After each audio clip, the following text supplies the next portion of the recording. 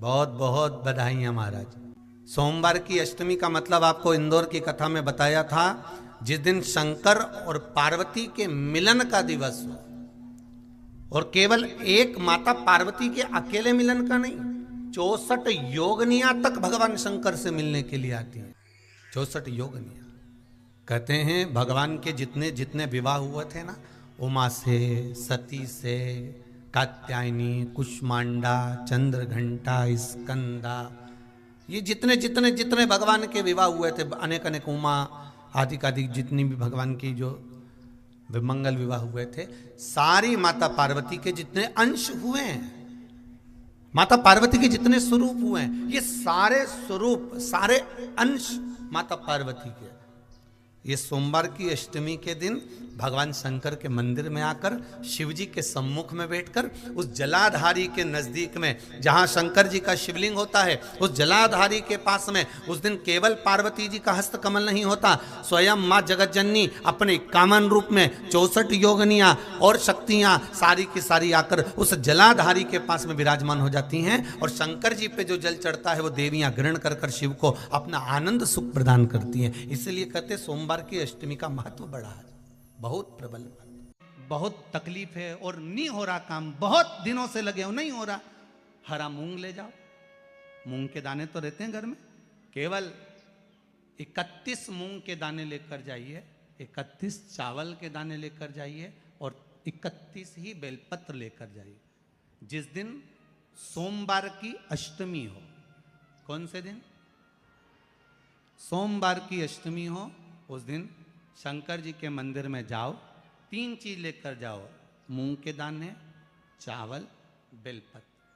चावल जो 31 लेकर गए हो, अपनी कामना कर कर शंकर जी की देहली पर रख दो, चौखट पर, कहीं पर भी एकांत में उसको रख दिया जाए। मूंग के जो दाने लेकर गए हो 31, वो नंदी के पास में, जो नंदी का पांव ऊंचा रहता है उस पांव के पास रख दीजिए।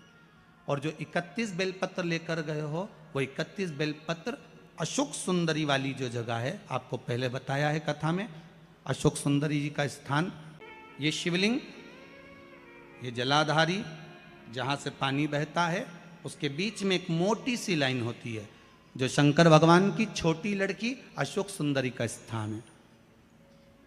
शिव जी के 13 बच्चे हैं, 13 बच्चे में सबसे छोटी लड़की अशोक सुंदरी यहीं पर विराजमान होती है, जहां से पानी नीचे गिरता है।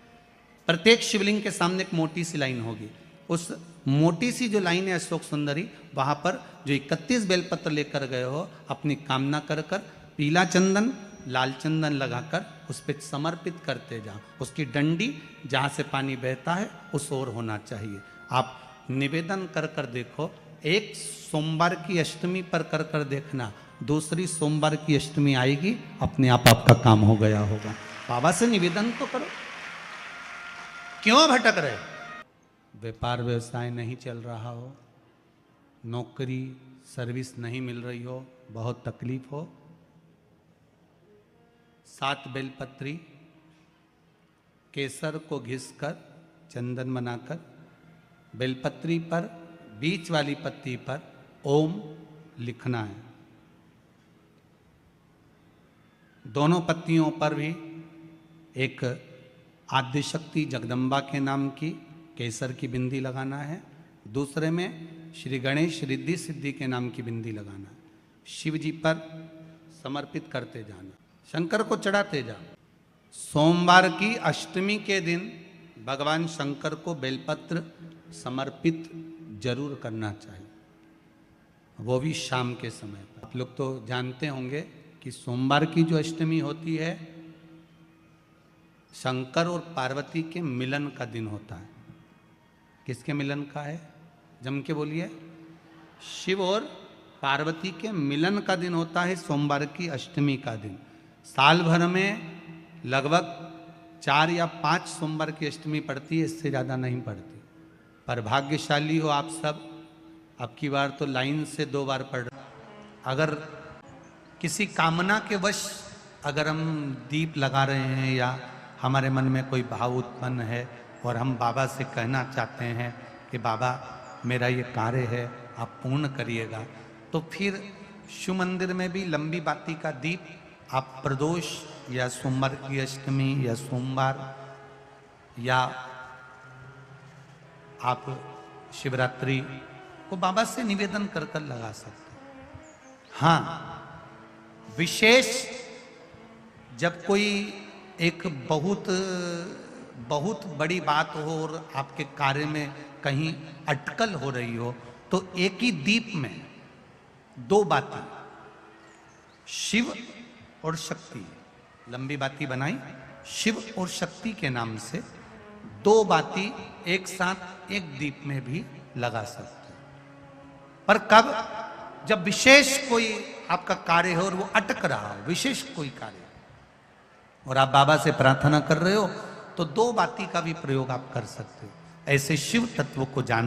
हम तो यहां तक कहेंगे, अगर मेरी बहनों से मेरे भाइयों से निवेदन है, जिसका बच्चा मंदबुद्धि हो, माइंड ने काम कम कर रहा हो, बुद्धि से कमजोर हो, चित्तवृत्ति से कमजोर हो या शरीर से कमजोर हो, जिसका बच्चा बुद्धि से कमजोर हो, कभी अगर मौका मिल जाए तो गाय का जो दूध होता है उस दूध का दही बनाकर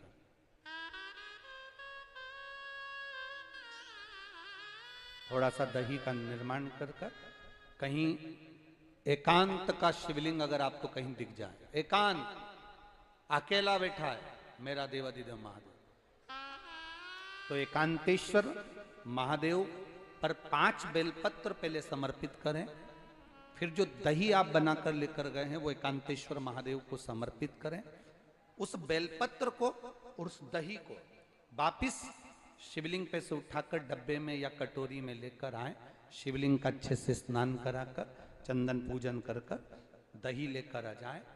और जो दही लेकर आए हो, जो बुद्धि से कमजोर व्यक्ति है, अगर बन सके प्रदोष के दिन कर लोगे तो ज्यादा लाभदायक हो, सोमवार के अष्टमी को कर लोगे तो ज्यादा लाभदायक हो, या 12 महीने हर महीने शिवरात्रि आती है, कोई सी भी शिवरात्रि पर करोगे तो ज्यादा लाभदायक होगा। वो चढ़ा हुआ दही बच्चे को सुबह दोपहर शाम थोड़ा थोड़ा सा, पहले जो बेलपत्री लाए हो वो बेलपत्री उसको चूरा कर कर खाते बन जाए तो दे दो खानों को, नहीं बने तो उस बेलपत्री का चूरा कर कर उसको पीस कर उसकी गोली बना कर दे दो, जिससे बच्चा निगल जाए। और थोड़ा सा दही जो एकांतेश्वर महादेव पर से लेकर आए हो उसको चटाना प्रारंभ करो। 3 या 4 बार प्रदोष पर कर लिया या 2-4 आपने महीने की शिवरात्रि पर कर लिया, बच्चे में जो विकास होगा आपको भी लगेगा कि मेरा बच्चा धीरे धीरे प्रबल होता जा रहा है। अब वो धीरे धीरे उसके मुंह से अगर राल टपक रही है, पलंग पर पड़ा रहता है और मंद बुद्धि टाइप का है, तो उसमें अंतर आना प्रारंभ होता है, फल मिलता जरूर है। हमने पहले भी कथाओं में कहा, हर महीने शिवरात्रि आती है, प्रत्येक महीने शिवरात्रि पड़ती है, और प्रत्येक महीने की शिवरात्रि पर अगर आपसे बन सके, आप दुनिया में अगर आपके पास में लोग कहें कि ये बहुत गरीब व्यक्ति है, बहुत साधारण व्यक्ति है, इसके पास धन नहीं है, वैभव नहीं है, सत्ता नहीं है, इसके पास खुद का मकान नहीं है, इसके पास खुद की प्रॉपर्टी नहीं है, इसके पास खुद की दुकान नहीं है, दूसरे के यहाँ काम करता है, इसके पास कुछ भी नहीं है, हम उनसे कहेंगे 12 महीने शिवरात्रि आती है, 5 जगह पर चढ़ाई हुई बेलपत्र, आप 1 वर्ष 12 शिवरात्रि का एक नियम ले लो, 5 जगह पर बेलपत्र समर्पित करना सीख जाओ। 1 बेलपत्र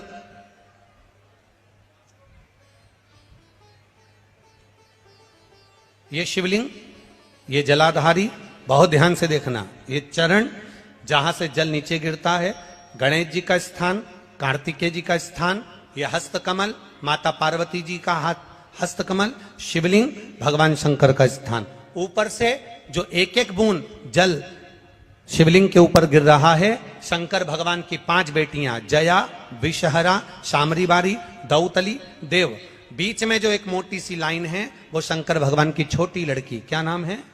अशोक सुंदरी। ये पूरे शिवलिंग का वर्णन।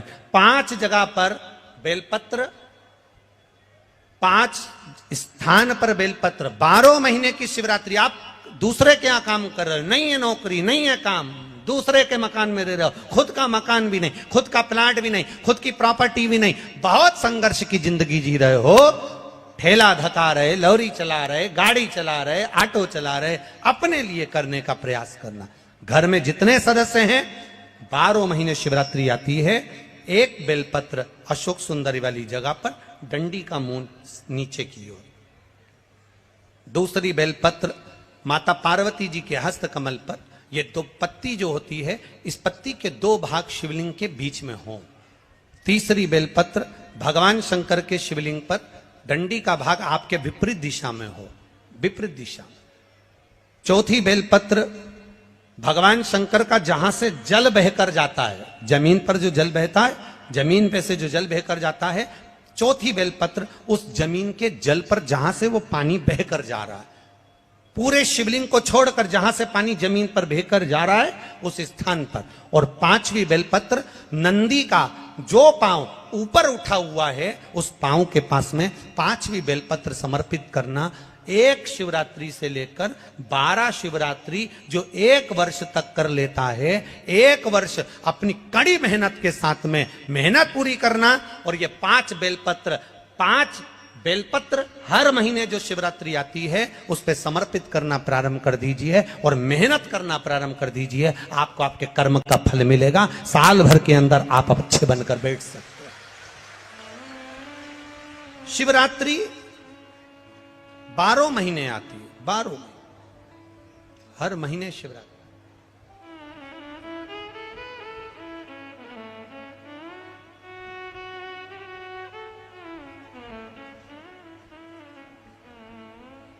और महाराज जब वो कृपा करता है तो कोई